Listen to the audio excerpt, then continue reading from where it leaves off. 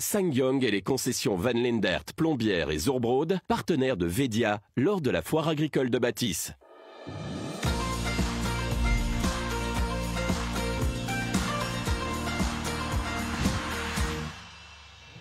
Mesdames, Messieurs, bonjour. C'est avec beaucoup de plaisir qu'on vous retrouve en direct depuis la foire agricole de Batis en ce dimanche, deuxième jour déjà et dernier jour également. Pendant une bonne heure, on va vous faire vivre de l'intérieur cette foire sur le thème central cette année de l'agriculture, source d'avenir. On va avoir pas mal d'animaux aussi, heureusement, on va pas mal déguster aussi parce qu'il y a beaucoup de produits régionaux ici, mais partout en Wallonie également. Une émission que j'ai toujours le bonheur de co-présenter avec Ameline Renier qui est là. Bonjour Olivier. Bonjour Ameline, alors vous avez amené pas mal d'images aussi, pas mal de sujets justement autour de ce thème, l'agriculture, source d'avenir. On va voir tout cela pendant la petite heure pendant laquelle nous serons ensemble. Il y a toujours notre kit reporter, notre mascotte Lilou qui est là aussi.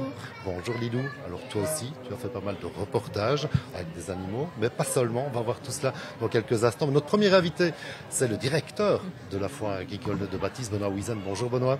Bonjour. Alors, le week-end parfait, encore une fois, vous êtes béni des cieux pour ce week-end quand on a connu. Oui, effectivement, nous sommes bénis pour l'instant. Nous ne l'avons pas été parce que vendredi, effectivement, on a eu quand même quelques petits problèmes d'eau. On a essayé de pallier tout ça, on a raclé, on a mis de la sciure, on a mis de la paille et on essaye d'avoir le plus de choses au sec. Alors, un petit mot, il y a beaucoup de monde encore aujourd'hui, bien entendu, c'est souvent le dimanche qu'il y a le plus de monde. On va battre des records là cette année ou pas? Donc, comme ceci, effectivement, le grand public vient souvent le dimanche, les professionnels peut-être un peu plus le samedi pour faire des activités. Mais donc on espère effectivement d'avoir des records et visiblement quand on regarde des personnes autour des chapiteaux, etc., on voit que c'est déjà bien gagné. Une ambiance toujours très familiale, c'est quand même très convivial aussi parce que c'est le rendez-vous des professionnels, bien entendu, mais aussi des familles qui viennent découvrir ou redécouvrir, on se répète, mais le monde de l'agriculture ici sur place. Effectivement, et c'est une des réflexions par rapport à notre thème de l'avenir. Évidemment, les enfants et toute la notion de nouvelles d'analyse sur le futur de l'agriculture, de savoir ce que c'est que du lait, mais aussi comment est-ce qu'on le traite, et pas nécessairement à la main, mais aussi au robot, avec un robot, etc. Donc justement, c'est toutes ces choses-là qui sont intéressantes à définir. Oui, on parle des animaux, mais il y a les machines aussi, c'est très important, bien entendu, pour les agriculteurs, il y en a derrière vous. Effectivement, et donc on ne fait plus grand-chose à la main, et c'est justement quand on parle de l'agriculture pour le futur, on n'a pas une image passéiste, et c'est vrai qu'on commence à parler de plus en plus d'ergonomie, de robotisation, etc. Alors pour les familles, il y a des rendez-vous, des endroits incontournables. On parle du petit élevage, bien entendu, mais il y a pas mal de démonstrations avec des chiens ou des chevaux. Aussi, il y a des concours, bien entendu. On ne parle évidemment pas encore des vaches. On se rappelle le concours des jeunes éleveurs avec le Holstein, avec les BBB aussi, et le concours de la blonde d'Aquitaine, il y a des limousines aussi. Il y a beaucoup de choses à voir et on peut même approcher les animaux aussi. Oui, c'est ça. Et alors, il y a aussi peut-être, on n'en a pas encore parlé, mais tout le parcours de la laine qui est assez intéressant justement pour essayer de revaloriser ce produit qui malheureusement à certains moments est considéré comme un sous-produit. Et donc la laine, le parcours de la laine est tout à fait visible. Le pôle vin qui se développe de plus en plus, qui est bien présent ici sur la foire aussi. On a parlé justement hier avec David Jarima qui nous a présenté un bleu du Maine et on a fait évidemment ce parcours de la filière de la laine. On a la chance aussi de recevoir ici en direct monsieur le ministre de l'Agriculture du Québec, André Lamontagne. Bonjour. Bonjour. Merci d'être là avec nous parce que je sais que vous avez chamboulé votre programme de ce dimanche exprès pour pouvoir venir sur notre plateau en direct. Merci. Oui, mais écoutez, raconter des histoires, échanger avec les amis wallons, là, pour moi, c'est un plaisir.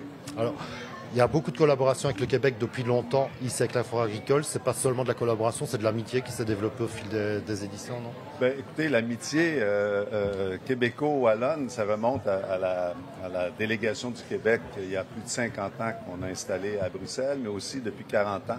On a vraiment la Fédération Wallonie-Bruxelles qui a son bureau aussi dans la ville de Québec.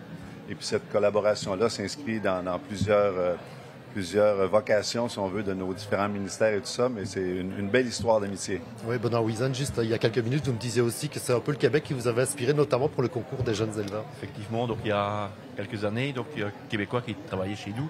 Se dit, on va essayer de faire ce qu'on fait au Canada, c'est-à-dire une école de jeunes.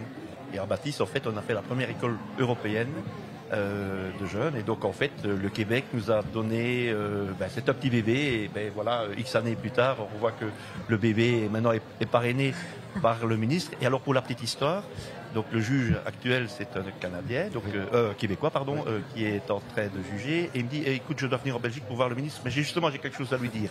Donc, vous voyez un peu l'histoire, c'est assez loufoque. Ouais. Vous êtes un exemple pour nous, finalement. Pardon? Vous êtes un exemple pour nous, finalement. On est un exemple? Oui. Pour les producteurs laitiers, oui. Ceci dit, il y a des rapprochements, mais il y a des grandes différences aussi en termes d'agriculture entre les deux régions. Non, il ne faut pas non plus le nier. On ne peut pas tout transposer il peut y avoir une différence sur certains aspects, mais au départ, la passion et aussi après ça, ultimement, les façons de faire pour faire le meilleur possible. On peut s'inspirer d'une juridiction à l'autre et tout ça. Il y a une très, très grande collaboration, là. Puis le fond est inchangé, peu importe où on est dans le monde, au niveau de la passion, de la volonté, et puis après ça, des enjeux, des défis. Alors, ceci dit, il ne faut pas se voiler la face non plus. Il y a quand même le Canada, de manière générale, et le Québec qui ont été pointés du doigt quand il y a le CETA qui est passé aussi et un frein quand même des producteurs européens et wallons à ce moment-là. Ça veut dire qu'il y a encore du travail à faire aussi justement pour mettre en place toutes ces collaborations, tous ces échanges commerciaux. Le CETA qui est un accord commercial entre le Canada et l'Europe. Oui, au niveau de nos gens de production, il y a une très, très belle collaboration, si on veut, entre nos organisations. Chez nous, on a une organisation centrale qui regroupe les producteurs et puis les gens ici. Puis après ça, au niveau du commerce comme tel, encore là, on a des très belles représentations chez nous qui visent à faire valoir nos entreprises. Et puis moi, quand je viens ici, puis je fais le tour et je visite des gens, c'est de connaître sur les façons de faire des producteurs, de vos transformateurs. Puis après ça, aussi de pouvoir s'inspirer ou mettre des gens en contact, de mettre des gens en lien, là. Ouais. Il y a un thème qui vous tient à cœur aussi, c'est l'agriculture durable. Oui. C'est possible aujourd'hui, en tout cas c'est l'avenir, quoi qu'il en soit peut-être. Oui, tout à fait, mais une agriculture durable qui doit se mettre en place, qui doit se transitionner en ayant au cœur de cette transition-là les producteurs, les productrices. Chez nous, on a mis en place ce qu'on a appelé depuis quelques années le plan d'agriculture durable et au cœur de ce plan-là, ce sont les producteurs et les productrices parce que ça doit se faire ensemble. Il faut se rappeler que ce que l'on fait, c'est nourrir les gens. Et puis, il faut s'assurer qu'on puisse le faire de façon pérenne et puis aussi de façon prospère. Il faut que nos gens puissent gagner leur vie honorablement. Ouais. Alors, il y a vraiment une importance, si on veut, de toujours tisser un lien de confiance entre ceux qui produisent et ceux qui consomment et puis de s'accompagner mutuellement dans cette transition-là. Pour clôturer, vous allez retourner avec quelles bonnes idées à transposer au Québec que vous avez découvertes ici?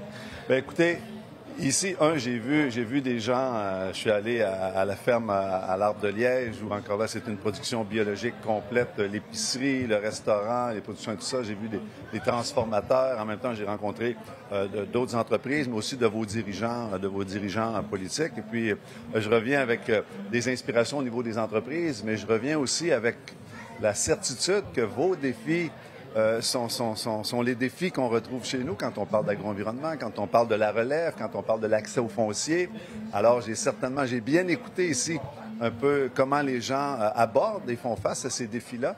Et il y a certainement des inspirations que je vais y avoir. Puis en même temps, il y a des choses, après la visite, qu'on va se partager. On a convenu, on a des bonnes idées aussi au Québec pour faire face à ces enjeux-là. Alors, ma visite, en même temps, c'est le déclencheur pour une collaboration qui va se continuer, s'intensifier.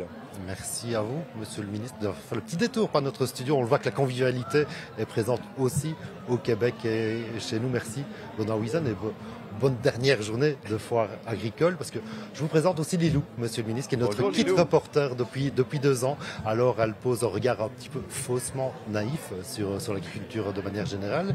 Et hier, elle était se promener dans les allées pour aller justement poser la question aux gens, rencontrer les gens, les visiteurs de cette foire. Oui, exactement. On a fait la même chose que ce qu'on avait fait hier, mais avec les adultes.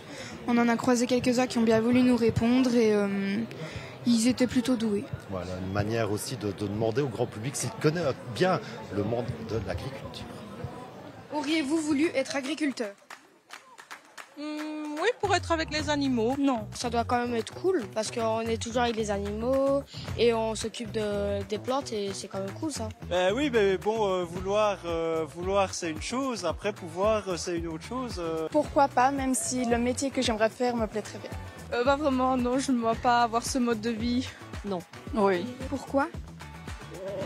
Il en faut. Moi, je ferais peut-être pas agricultrice, mais peut-être bien vétérinaire. Une vache produit combien de litres de lait par jour en moyenne ? Oh là, c'est pas une histoire de 15-20 litres ? Aucune idée, mais beaucoup à mon avis. 4 litres. En moyenne, une bonne laitière, elle doit tourner autour de entre 25 et 30 litres. Je dirais 1 ou 2. Entre 5 et 10. 30 litres. 40. La bonne réponse, c'est 28 litres en moyenne. Quel est le pourcentage de femmes au sein de la main-d'œuvre agricole en Wallonie? 3%. J'en ai aucune idée. 35? J'en ai aucune idée, mais ça doit pas être beaucoup, je crois. 30%. Ça va pas dire. Aucune idée. On doit tourner peut-être autour de 40%. Donc la main-d'œuvre agricole féminine en Wallonie est de 29%. Combien de vaches y a-t-il en moyenne dans une exploitation laitière wallonne? 300. 220. Une centaine. 300 peut-être. Une centaine. 10 000. Autour de 30-40 vaches? Entre 50 et 100, je dirais. Donc la bonne réponse, c'est 64 vaches. La Belgique pourrait devenir en 2023 le plus gros producteur européen d'un fruit. Quel est ce fruit? Je pense que c'est la poire. La pomme. La poire. La pomme. La pomme. La poire. Eh bien oui, c'est la poire. Qui est apparu en premier, l'œuf ou la poule? C'est une très bonne question. Je crois que j'ai pas de réponse. Telle est la question, voilà. Il me semble que les scientifiques avaient découvert que c'était la poule. Mais la poule, on ne le sait pas. Bah, l'œuf. L'œuf. Bah l'œuf. Si on reprend le concept principal de l'œuf, les poissons pondaient déjà des œufs bien avant l'apparition des poules. Quel est le cri du lapin? Le pépiment, le glapissement ou le bêlement? Le deuxième. Le pépiment. Je ne sais pas. J'hésiterais entre un des deux premiers, mais je saurais pas du tout dire lequel. Je sais même pas que ça portait un nom. Le premier. Glapissement. Oui, le glapissement. Donc le cri du lapin, c'est bien le glapissement. Voilà Lilou qui s'amuse bien avec son beau chapeau. Vous voyez, on a un invité de marque justement sur notre plateau, un lapana, un vrai lapana. Mais avant cela, Lilou a encore sa petite question. Elle essaie de nous surprendre à chaque fois. Pour vous, donc, quelle est la taille du plus grand lapin du monde? 1 mètre? Moins quand même, non? Vous avez une idée? Sa dimension, combien il mesure, ou Plus son ou poids. moins, oui. La longueur des plus grands lapins de race, hein, c'est 70 cm. Et le poids, plus ou moins? Ça va jusque 10, 11, 12 kilos. Wow. Dans ces races, il n'y a pas de poids maximum en fait. Moi ici, on a trouvé du coup une réponse. C'est un géant des Flandres nommé Jeff. Plus d'1,30 m et plus de 23 kilos. Oui, Wow. ça c'est un peu... C'est un cas C'est un exceptionnel. géant, on le voit d'ailleurs. C'est comme Regarde. le potiron. il est là. Ça, il est géant. hein. C'est comme le potiron qui pèse 450 kilos, c'est vrai, mais c'est arrivé C'est assez une fois. rare. Alors, Jean-Marie Prégardien, vous êtes le responsable du pôle petit élevage ici sur la foire agricole, entre autres qualités, Entre parce que autres, vous oui, avez en beaucoup tout de cas, casquettes. En tout responsable, cas. oui, la partie Alors, petit vous nous élevage, avez c'est amené un vrai lapin que un peu plus petit que le géant des Flandres. Ici, il ne doit pas dépasser 1 kilo notamment. Alors, il est beau, hein. Il a un petit nom, lui. Oui, le lapin nain. Oui. En fait, le lapin nain, parfois, est mal considéré parce qu'il y a des faux lapins nains. Ouais. Hein? Donc, le lapin nain se reconnaît surtout à une tête petite et ronde et surtout à la taille des oreilles. Maximum 6 cm. Quant au poids d'un lapin nain, ce n'est pas nécessairement un poids très très petit. Hein, on a d'ailleurs évolué dans nos races avec des poids plus importants, mais le poids d'un lapin nain, c'est 1,150 kg. Et c'est une race particulière, celui-là, ou bien tous les lapins se ressemblent? Pardon, C'est une race particulière, celui-là? Oui, celui-ci, c'est la race qu'on appelle nain de couleur. Parce qu'il y a plusieurs sortes de lapins nains. Il y a des nains angora, il y a des nains rex, il y a différentes sortes de nains. Et le nain de couleur, en fait, il est en plusieurs couleurs, forcément. Il y a des blancs, il y a des noirs.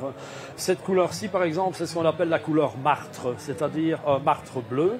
Il est bleu avec des zones du corps qui sont plus foncées, comme la martre dans la nature. Alors, vous l'avez dit aussi, il y a des faux lapins. On essaye de vendre parfois au grand public et aux familles des faux Oui, lapins en fait, qui grandissent il est très rapidement. difficile au commun des mortels de reconnaître un jeune lapin d'un lapin nain adulte. C'est aussi pareil pour les chiens. On dit souvent, attention, ce chien est petit, mais il a des grosses pattes, ça va devenir un gros chien. Mais chez les lapins, c'est la même chose. Et il y a un concours des lapins ici sur place aussi? Pardon? Il y a un concours pour les lapins ici sur place aussi, à la foire? Oui. L'élevage du lapin sportif, l'élevage sportif du lapin a fort évolué ces dernières années parce que le lapin de chair est quasiment en voie de disparition et moins apprécié par les ménages, tandis que le lapin d'agrément pour les enfants, etc., est beaucoup plus recherché. Alors les éleveurs s'adaptent un petit peu à la mode du temps. On en trouve dans la nature des lapins? Non. Dans la nature, vous ne devriez trouver qu'une sorte de lapin, c'est ce qu'on appelle le lapin de Garenne, qui est un lapin avec la couleur sauvage, gris-garenne. Avec des grandes oreilles. Hein. Les lapins domestiques, malheureusement, dans la nature, finissent dans la mâchoire de prédateurs. Alors, il faut le préciser, le petit élevage ici, ça marche toujours très bien, évidemment, pour avec les enfants. On peut aller voir les lapins, on peut aller voir les poules et autres. Et on peut acheter aussi les animaux. Oui, ce n'est pas un marché, bien sûr, mais dans nos fédérations, ce sont des concours de beauté où les animaux sont jugés. Mais évidemment, les exposants peuvent mettre une partie de leur cheptel en vente. Donc, dans le chapiteau petit élevage, ici, on peut trouver des lapins, des poules, des pigeons. Oui. Alors, un petit conseil pour les gens qui ont décidé d'acheter un lapin nain, idéalement. Comment est-ce qu'on doit faire pour s'en occuper avant tout? Il a besoin de quoi exactement? En fait, au niveau habitat et nourriture, c'est la même chose que tous les lapins, sauf que c'est adapté à sa taille. Par contre, le lapin nain doit être protégé des dangers extérieurs. Parce que de par sa taille, il ne sait pas se défendre facilement. Hein. Ce qui est très important, évidemment, nous sommes encore en été, on annonce de la chaleur pour la semaine prochaine.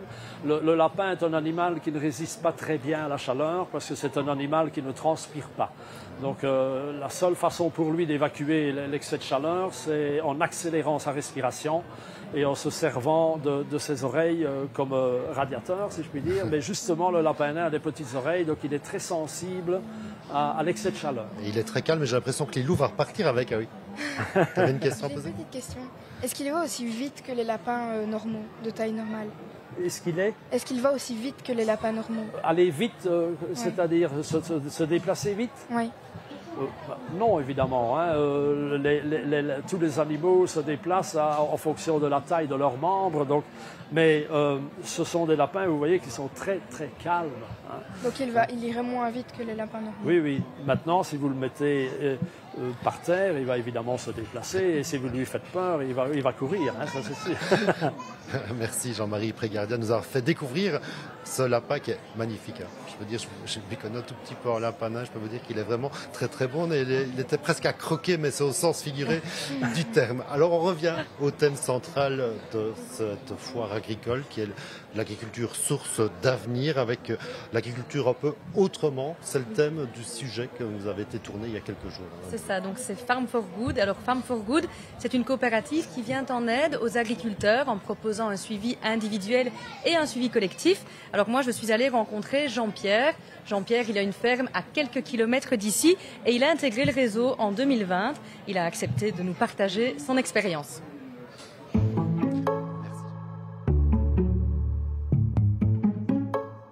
En 1999, Jean-Pierre a repris une ferme à Bâtisse et depuis 7 ans, il est passé en bio et en polyculture d'élevage, ce qui lui permet de diversifier les ressources et profiter de la qualité des terres de la région. En 2020, vous avez aussi intégré le réseau Farm for Good. Tout à fait. Donc, dans l'optique de la recherche de débouchés, le projet qui était lancé à l'époque par Clotilde de Montpellier en 2020 autour de l'agroécologie était très très très plaisant et s'intégrait vraiment dans les valeurs qu'on voulait mettre sur la ferme. Et donc, j'ai emboîté le pas et avec du plaisir depuis. Qu'est-ce que ça vous a apporté d'intégrer ce réseau Farm for Good? C'est vraiment du sur-mesure. C'est vraiment des gens qui sont là. Les côtes, ils sont très accessibles pour nous. Et ça a quand même été un très grand point. On a énormément appris grâce à eux. Ensuite, la connexion maintenant des 35 agriculteurs dans le groupe et la connexion qu'on a entre agriculteurs nous permet aussi de discuter entre nous de nos réussites, de nos échecs et on évolue beaucoup plus rapidement. Nous, notre rôle, c'est vraiment de les accompagner au quotidien, soit individuellement, selon les besoins, les objectifs et les moyens des agriculteurs. Donc vraiment faire des suivis de culture, préparer des plans de fertilisation, revoir leurs assolements, prévoir les couverts végétaux, etc. Et puis, il y a de l'accompagnement qui se fait plutôt collectivement. Donc on va organiser pour le groupe des formations, on va faire des tours de plaine quand c'est la bonne saison, on va faire des réunions de préparation de culture. Enfin voilà, on va vraiment faire un maximum d'activités. On a aussi des canaux de discussion, un groupe WhatsApp, où on a vraiment les agriculteurs qui vont discuter quotidiennement, qui vont échanger sur leurs pratiques et ça les permet vraiment de se tirer les uns les autres vers le haut et d'avancer plus vite dans leur transition.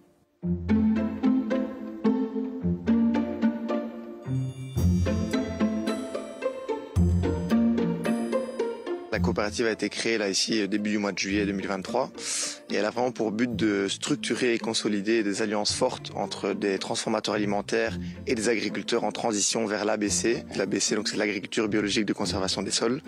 Et le rôle de la coopérative est de valoriser les matières premières auprès de ces transformateurs alimentaires qui cherchent à relocaliser leur approvisionnement et qui sont sensibles à cette transition agricole dans laquelle nous sommes.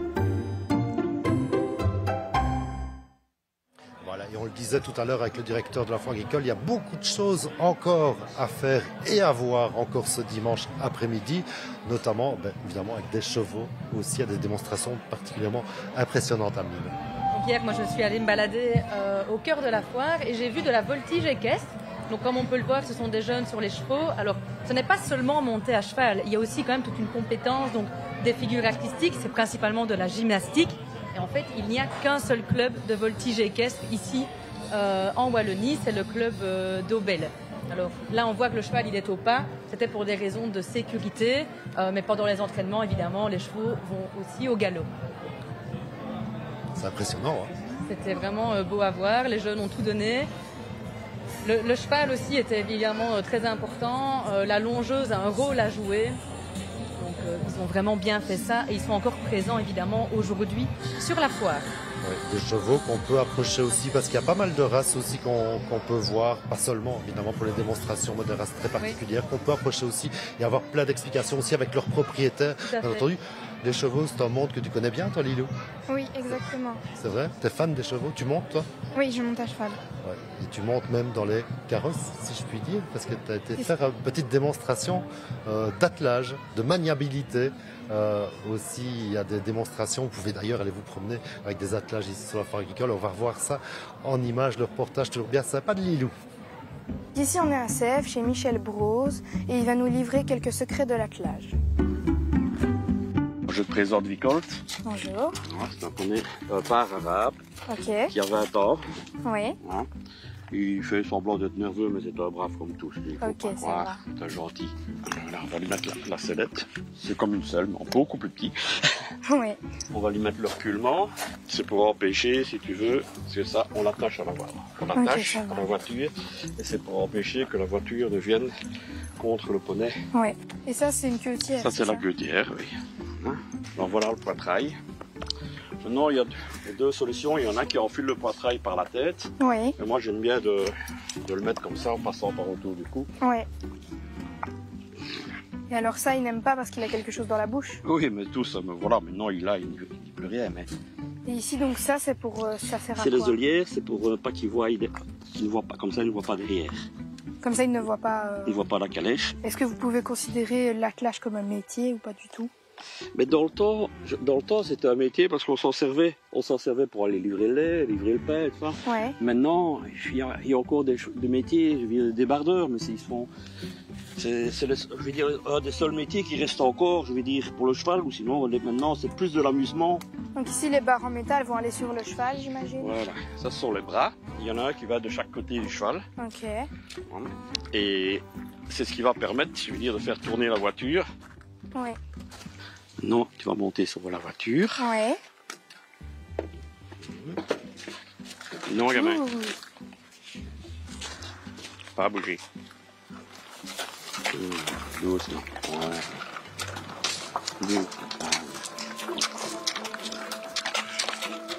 Hein, tu vas vers le chemin par là.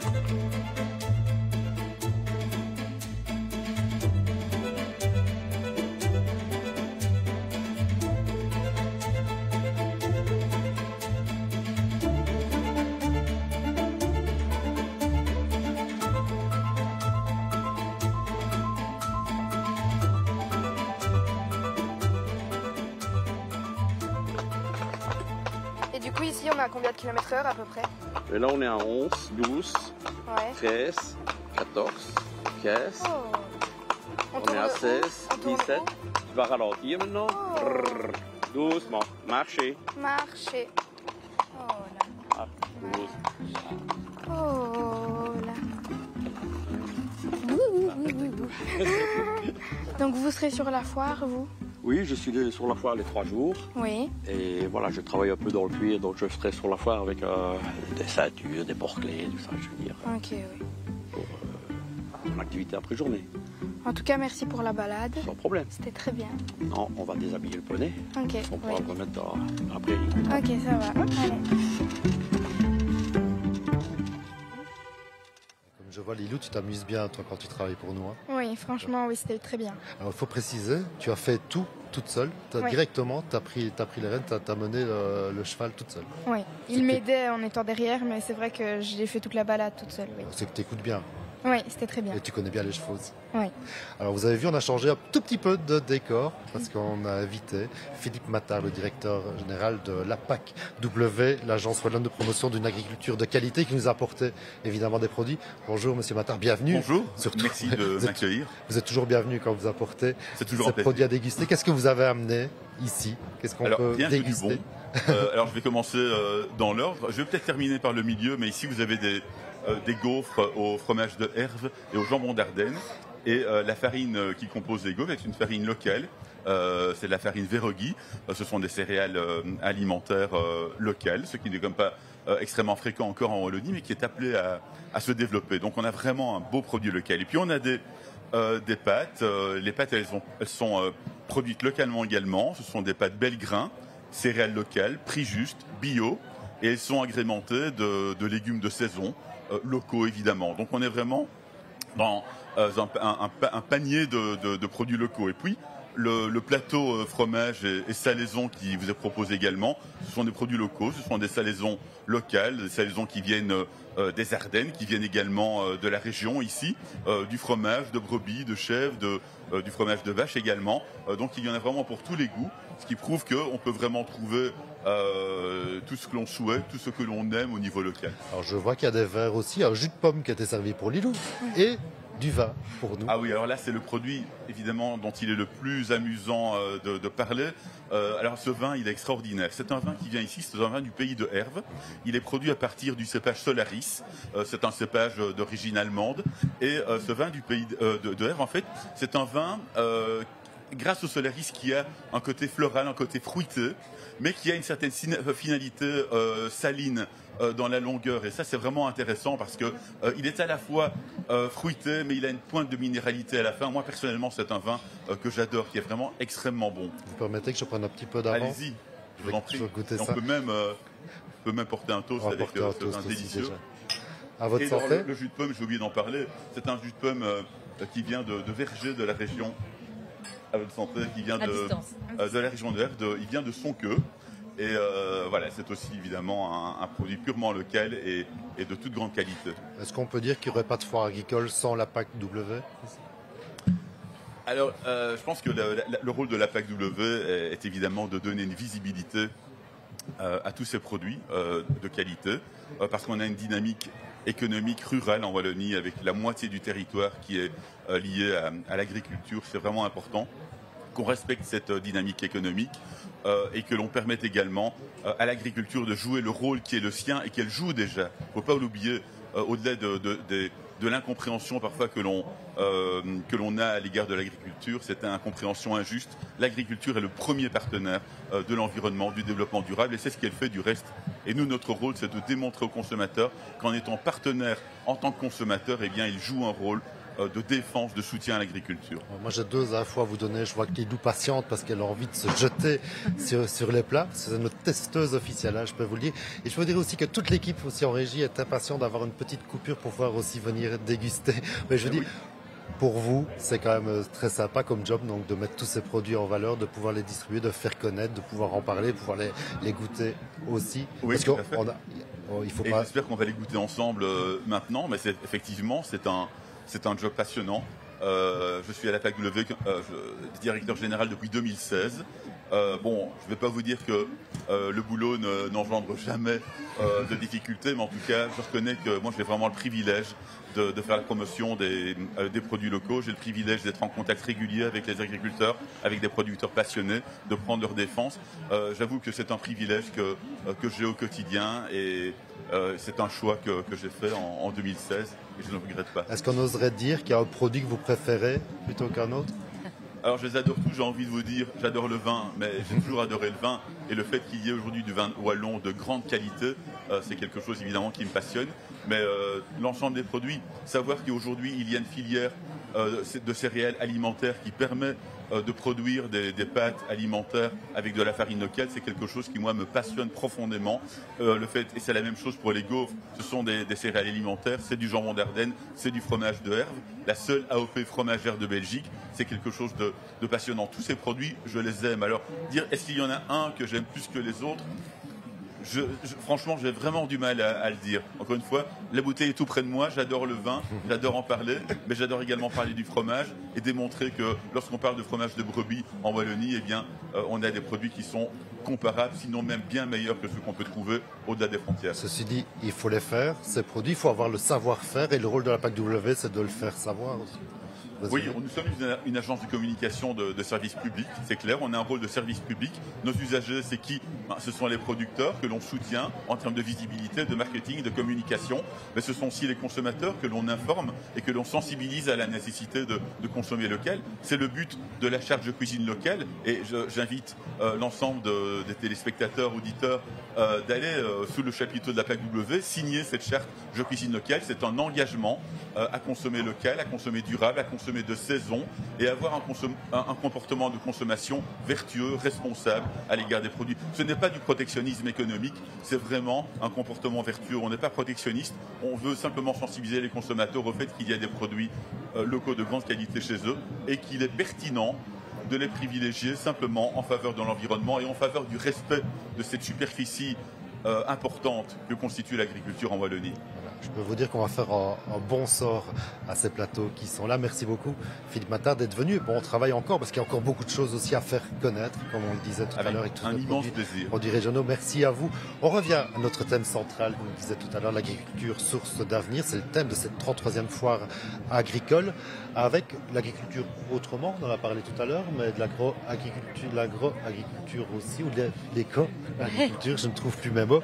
Ça veut dire qu'il y a moyen aussi d'utiliser les sols autrement, en tout cas récupérer tout ce qu'on produit ou pas. Justement, c'est le principe du sujet que vous allez présenter là maintenant. C'est ça. Et en fait, quand on se balade, on regarde un peu la nature avec nos yeux naïfs, et pourtant, on peut aller voir plus loin que ça.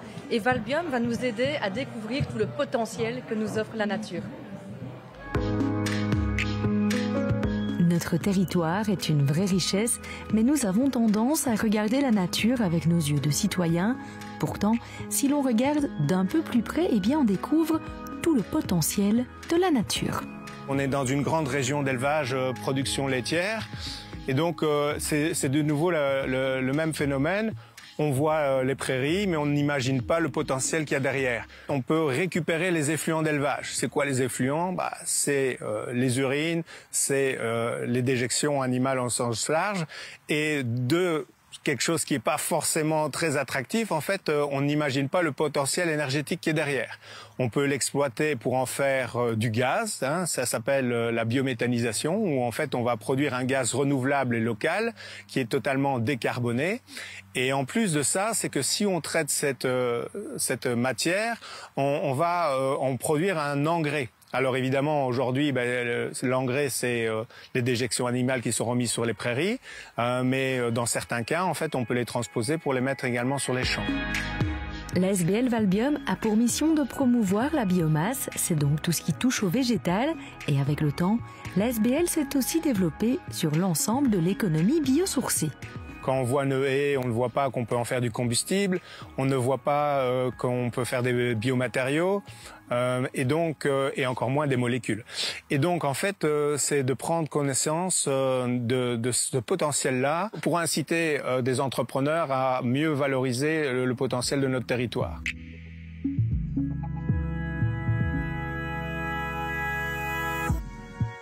Notre territoire recèle d'un gisement très important et très intéressant en termes de diversité et de potentiel pour tout ce qui est l'économie biosourcée. On a des acteurs très professionnel. On a un eau inconsidérable en Wallonie. Et donc, en fait, la seule difficulté qui s'offre à nous aujourd'hui, c'est de mettre tous ces acteurs ensemble, les fédérer, afin de trouver, tout le potentiel de notre territoire. J'ai encore un autre exemple aussi, par exemple un exemple bien connu de tous. Quand on se balade en voiture, on voit souvent là des talus. En fait, derrière les talus, donc derrière cette zone herbeuse, eh bien, il y a un autre potentiel. On pourrait créer des matériaux comme de l'isolant, par exemple, au même titre que les haies. On a tendance à les couper, donc d'un point de vue un peu esthétique. Et pourtant, on pourrait utiliser cette ressource forestière pour en faire un combustible, tout simplement. Voilà, des bons exemples à suivre. Merci. Alors, on l'a peut-être vu derrière moi. On a installé avec... Bonjour, Marine Weckmans. Alors, vous êtes ostéopathe animalière. Oui, vous occupez des chiens, des chats, des chevaux aussi, parfois des vaches. Quand on est préparé, on s'est dit, tiens, on va peut-être prendre un cheval, mais ça va être un peu compliqué parce qu'il y a du bruit, etc. Donc, vous allez nous montrer un petit peu un chien parce que, voilà, c'est quoi votre rôle d'ostéopathe simplement? C'est comme pour les humains ou pas? C'est la même chose. Donc, l'ostéopathie, aussi bien humaine qu'animale, ça va être une médecine douce qui va vraiment viser à regarder les différentes dysfonctions de mobilité qu'on trouve dans le corps, que ce soit au niveau des articulations, même des viscères, des fascias, des muscles, etc. On va regarder ça via des tests manuels et puis on va de nouveau les corriger, toujours manuellement, via des différentes techniques. Alors, présentez-nous un peu votre mannequin. Là. Alors ici, c'est un jeune chien, donc elle a 6 mois, c'est Win. C'est local, donc c'est un bouvier des Ardennes. C'est une race qui n'est pas très connue, mais ça vient de Belgique. Elle va grandir, j'imagine. Encore un petit peu. Là, elle a 6 mois, donc elle va encore prendre quelques centimètres et un peu s'élargir. Alors, mettons que j'ai un problème avec mon chien, je vois qu'il boite ou quoi, je vous l'amène, comment ça se passe? Alors, une séance, ça va généralement s'articuler autour de 6 points. Donc on va avoir le premier point qui va être simplement la prise de rendez-vous. Donc déjà par téléphone, on va un peu essayer de voir si la consultation est bien destinée à un ostéopathe ou si plutôt on doit référer la personne chez un vétérinaire, chez un comportementaliste ou chez quelqu'un d'autre. Après, une fois que la personne vient chez nous au cabinet, ça va d'abord commencer par une espèce de... on va s'intéresser au chien, à sa vie, vraiment voir ses différents... Vous le manipulez déjà à ce moment-là? Non, pas à ce moment-là. On va d'abord un petit peu voir ce qu'il a vécu dans sa vie, s'il a des problèmes de santé, vraiment questionner la personne pour vraiment connaître tout l'historique du chien. Une fois qu'on a vraiment fait cette phase de prise de contact avec la personne, là on va rentrer en contact avec le chien.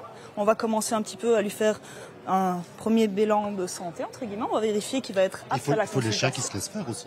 Généralement, ils se laissent tous faire. Au début, on a parfois une petite appréhension parce qu'ils ont parfois un mauvais souvenir ou ils ont un petit manque de sociabilisation. Mais généralement, en tout cas personnellement, je n'ai jamais eu de souci. Donc on fait notre petit bilan de santé et puis on va commencer à faire différents tests de mobilité, que ce soit au niveau de la colonne vertébrale, mais on va aussi s'intéresser aux pattes, aux 4 pattes, aux organes et à différentes parties du chien. Une fois qu'on avait fait ça, on va demander au propriétaire, que ce soit sur un chien ou même avec un cheval, on va faire un examen dynamique. Donc un examen dynamique, on va demander au propriétaire qui marche un petit peu dans la pièce, qui fasse un peu courir le chien, qu'on le voit en mouvement pour avoir une idée de comment sont ces pathologies. Vous avez vraiment l'œil pour voir s'il y a vraiment un problème à ce moment-là, c'est vrai? Petit à petit, que le propriétaire ne voit pas lui du tout. Oui, souvent les propriétaires peuvent passer à côté. Ils voient quand ça va être des grosses boiteries, mais quand c'est des plus petites irrégularités, des choses plus légères, à ce moment-là, ils ne le voient pas toujours. Quels sont les problèmes les plus fréquents chez les chiens? Alors, chez le chien, on peut vraiment intervenir à différents moments. Donc, ça peut être un suivi de croissance quand le chien est tout petit. On peut même parfois avoir, même avant qu'il vienne dans sa maison, même parfois des problèmes de succion, donc c'est difficulté à venir téter la mamelle chez la maman, donc là forcément s'il ne sait pas s'alimenter, ça peut être compliqué. Après on peut avoir différents problèmes locomoteurs, donc des petites boiteries qui peuvent arriver dans la vie du chien. On a aussi tout le suivi du vieux chien, donc chien âgé, où là on va pouvoir vraiment venir éviter certaines prises de médicaments sur le long terme. Oui, il y a de l'arthrose aussi comme chez les humains. On peut aider tout à fait à ce niveau-là. Après, on a aussi le suivi des chiens de sport. On a de plus en plus les sports canins qui se développent avec l'agility, le mordant, etc. Donc tout ça peut être vraiment pris en charge parce que le chien devient vraiment un athlète à ce moment-là. Ici, on manipule généralement, j'imagine, souvent le bassin, non? Pas forcément, on va vraiment s'intéresser à tout l'animal. Et vous arrivez, vous, quand vous posez les mains dessus, à retrouver justement tous les muscles? Oui, tout à fait, en fait. Donc, hop. Elle était calme jusqu'ici, oui. Oh, chérie. Bon, elle est sympa, les bébés, ça leur fait toujours du bien d'être un peu manipulés. Donc il y a différents petits tests. Donc généralement, on a le propriétaire qui va nous aider à tenir le chien bien droit pour pouvoir sentir au mieux. Hop, on va venir réaliser différents petits tests de mobilité pour s'assurer que tout bouge correctement et tout est bien fonctionnel. Hop. Là, on va venir voir les petites articulations au niveau des phalanges. On va venir tester. Et si un conseil justement dans nos propriétaires, comme je disais, c'est de commencer à faire cette petite manipulation quand il est très jeune aussi pour qu'il soit habitué. C'est un peu le principe, c'est comme une pyramide. Plus la base va être solide, mieux ça va se construire. Alors là, elle va peut-être avoir un peu peur de la fanfare qui va passer, mais c'est pas bien grave. Mais donc effectivement, plus le chien va être pris en charge tôt, mieux on va arriver à le garder en bonne forme sur du long terme. Donc c'est une médecine qui n'est pas seulement curative, mais qui est aussi préventive. Quand on revient avec un chien qui a un peu d'arthrose, qui a un peu mal, qui boite un petit peu de sein, on imagine que c'est comme les humains, il est fatigué après sa séance, il est cassé. Ça peut arriver. Vous ne faites pas craquer, hein, vous n'êtes pas chiropracteur. Si, en ostéopathie, on va utiliser ces techniques-là, donc ça s'appelle le trust, tout ce qui va être craquement, mais ça représente peut-être 10% de ce qu'on va trouver au niveau des techniques en ostéopathie. On a aussi des techniques myotensives, des techniques faciales, crânio-sacrées, etc. Donc tout ça peut être appliqué aux chiens sans souci. On conseille de venir régulièrement chez vous, plusieurs fois l'année, ou pas, de manière préventive en tout cas. On peut. Il y a beaucoup de choses à voir autour. Donc sur un chien qui n'a pas de soucis de santé particulier, on peut le voir, je veux dire, une fois par an, un bilan annuel pour voir un peu. Maintenant sur un chien qui a des petits problèmes, où on va retrouver des choses plus récurrentes, là on peut amener un suivi un petit peu plus régulier. C'est un domaine qui se développe de plus en plus, l'ostéopathie animalière, et pour chiens en particulier ici. C'était, je veux dire, beaucoup plus développé chez les chevaux, parce que c'est un animal de sport, donc de façon assez naturelle, on est venu à les voir plus fréquemment. Mais maintenant, on voit que ça se développe pas mal dans les petits animaux, donc aussi bien les chiens que les chats. Et aussi, j'ai pas mal de collègues qui travaillent aussi en bovin, et moi également. Donc on est sur des consultations un peu différentes, évidemment, entre un chihuahua et une vache, mais tous peuvent avoir une séance d'ostéopathie. Vous avez beaucoup de travail ici, bien entendu, tous les animaux qui sont là. Merci beaucoup, Marine. Salut, Win. Elle a été adorable. Merci à vous. Merci beaucoup de nous avoir fait connaître un petit peu justement cette spécialité pour le bien-être, finalement, de nos animaux, oui, animaux de compagnie ou autres. Merci beaucoup, Marine. Merci à Salut, vous. Win. Au revoir. Voilà, vous avez vu, il reste sur la table pas mal de choses à manger et à boire aussi. On parle d'agriculture source d'avenir et de la diversification aussi avec un jeune agriculteur qui a décidé lui aussi de se diversifier en nous proposant, figurez-vous, du vin de fleurs. Figurez-vous, pas de fleurs exactement, mais plutôt de fruits. Voilà. Vin de fruits de pommes, de poires. Il a commencé avec des cépages normaux. Et c'est le domaine de la feuille. On voit ça en image pour avoir un petit peu plus d'informations.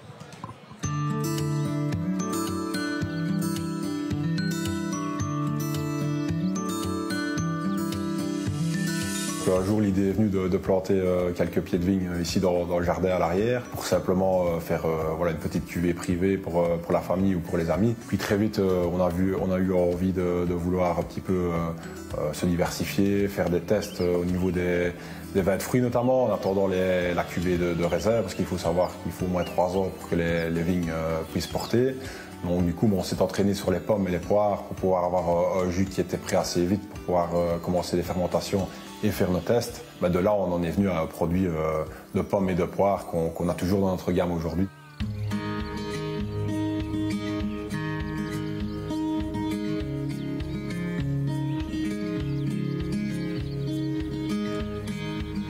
Vraiment sur des vins aromatiques, quand on croque une pomme ou une poire, on s'attend à avoir vraiment du fruité, de la fraîcheur. Et c'est ce qu'on veut vraiment retrouver dans nos vins. Vraiment des vins frais, fruités, notamment pour les étés, les apéros, c'est des produits qui sont vraiment très plaisants, dont on voulait retrouver les caractéristiques principales des fruits finalement. Il faut savoir qu'il faut 3 ans d'attente, c'est la moyenne pour pouvoir avoir une production sur des vignes. Et donc du coup, les premières cuvées, on s'exerce un petit peu et on est tombé aussi sur un produit mais assez fruité. C'est le choix de nos levures aussi qui sont fort importantes par rapport à ça, du type de produit final qu'on veut. On reste vraiment sur le côté fruité, léger, et, idéal pour l'apéritif.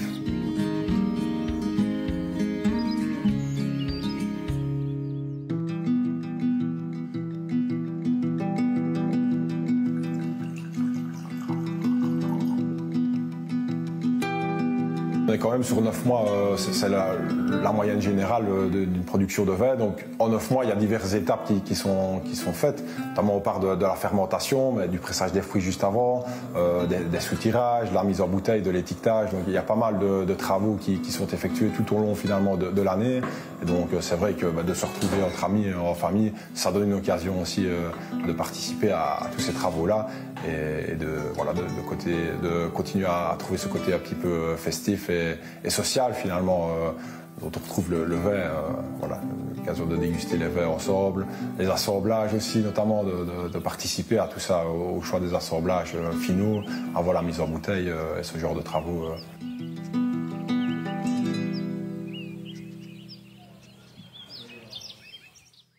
Et voilà, et c'est le plaisir de la foire agricole évidemment, c'est qu'il y a beaucoup de produits à déguster. On accueille André Denis, le député provincial en charge de l'agriculture. Bonjour. Bonjour. Merci de passer chez nous avec de nouveaux produits, dont des bières et du beurre, parce que la province de Liège traditionnellement organise maintenant un concours de bière et un concours de beurre. Vous avez amené les meilleures bières et le meilleur beurre là? On a amené ce dont on disposait sur le stand de la province de Liège. Donc effectivement, nous faisons chaque année un concours de beurre et un concours de bière. Concours de beurre au lait cru de ferme, donc pour la 8e édition. Et il y a aussi un concours de bière pour la 5e édition. Le concours de beurre s'est étendu maintenant à un concours interprovincial puisque nous ont rejoint les provinces de Luxembourg, de Namur et du Hainaut. Donc c'est un concours qui est devenu quasiment sur la superficie de la région wallonne. Tandis que pour les bières, là nous a rejoint la province du Hainaut. Donc c'est un concours. Et d'abord le concours Liège. Et puis alors les gagnants de Liège s'affrontent aux gagnants du Hainaut pour sortir de là un classement interprovincial. Il y a Lilou, notre kit reporter, qui nous fait des tartines parce qu'on va le goûter évidemment ce beurre. Celui-là, c'est le beurre, c'est du beurre de la ferme d'Yves-Cadia. Ça, ce sont les 3 lauréats du concours de beurre de la province de Liège. Et il y a un beurre doux aussi, un beurre salé. Bien entendu, on va goûter ça. La bière, c'est quoi? C'est quelle bière celle-ci? La bière, c'est la Sparta IPA, qui est la bière qui a gagné dans sa catégorie le concours de la province de Liège et qui a gagné également le concours interprovincial donc avec la province du Hainaut. Donc c'est une bière de Nivzé, donc c'est du local, donc c'est une bière vraiment brassée. Il faut savoir que en province du Hainaut, c'est compliqué de rivaliser avec eux puisque en province de Liège, nous avons 39 brasseries artisanales où les brasseurs brassent chez eux. En province du Hainaut, il y en a plus de 130. Donc il y a une gamme très étendue de bières et un savoir-faire ancestral là-bas en province du Hainaut par rapport à la bière. Voilà. On va la goûter très rapidement. Oui. Bon, on la goûte déjà depuis l'apéritif, donc j'ai déjà goûté. Et là, j'ai bu une ou deux avant. Alors, il nous reste 2 petites minutes parce que la province de Liège, bien entendu, est partenaire de cette foire agricole avec le grand chapiteau, sans doute un des plus grands de la province, parce que les services agricoles sont bien développés en province, il faut pouvoir le dire et le redire aussi. Vous êtes partenaire de l'agriculture, en tout cas, ici dans la province. Oui, tout à fait. Donc, un département important de la province de Liège, l'agriculture.